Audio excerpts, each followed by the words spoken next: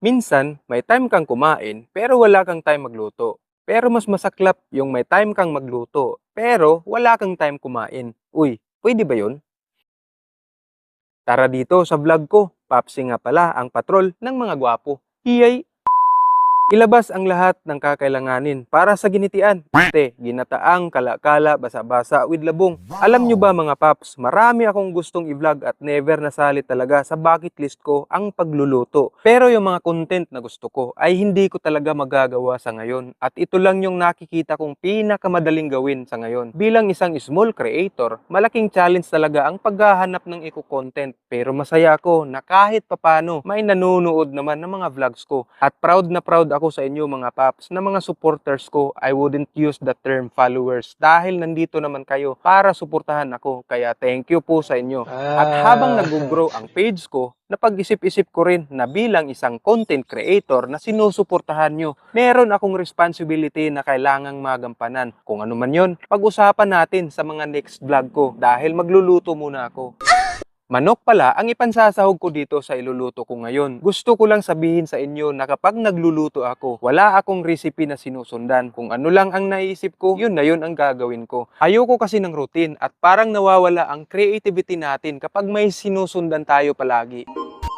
Ang mahalaga, hindi mahahaluan ng lason ang niluluto ko. Okay na yon. Ako na rin ang magsasabi kung masarap ba o hindi. Siyempre hindi. Inuna ko pala tong manok dahil papalambutin ko pa to ng ilang minuto at nagmamadali ako this time dahil may pasok pa ako nito mga 1 hour na lang. Hay, siguro naman pwede na ako mag part-time sa manukan sa style ng paghihiwa ko ng manok. Partida pa yan dahil mapurol yung kutsilyo. Bali kalahati lang pala ang gagamitin ko dito at yung kalahati sa susunod na luto ulit. Kaya ibabalik sa freezer yung sobra. Yung gusto kong mas paliliitin pa yung pagkakahiwa nito, na kung pwede nga lang tong gilingin sa gilingan ng plastic, abay ginawa ko na para mas maliit talaga. Yay! Habang pinapalambot ko na tong manok, ay kumain na rin ako. Diwata! Branch na pala to. Pritong isda, tsaka nilagang medyas. Sabi ko sa inyo, mahilig ako sa sabaw. Kahit amoy medyas pa yan, hihigupin ko pa rin yan. Tapos andito lagi ang pangmalakasang panchan o side dish na puro kimchi. Tara, kain tayo.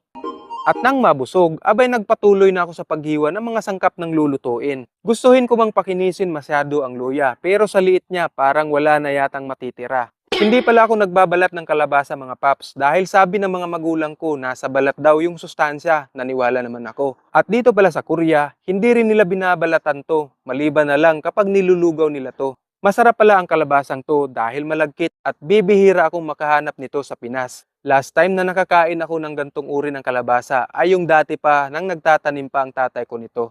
At dahil kailangan ko ring palambutin ang kalabasa, isinalang ko na rin to sa arinula. Hiyay, kasirula pala. Yung labong na galing pang Thailand, hinugasan ko na rin at inilunod kasama ng kalabasa. Nang lumambot na ang manok, abay nagsalang na rin ako ng kawali para sa final procedure. Nilapag ko na rin lahat ng mga ingredients at mga pampalasa kasama na yung gata na galing ring Thailand.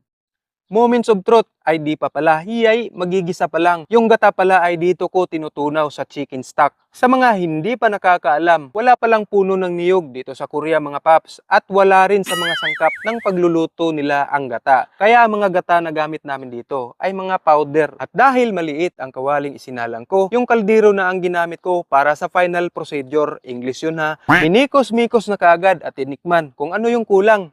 Alam mo kung ano yung kulang? Kulang ako kung wala ka, hindi ako mabubuo kung di ka kasama, asin at bitsin. Yay!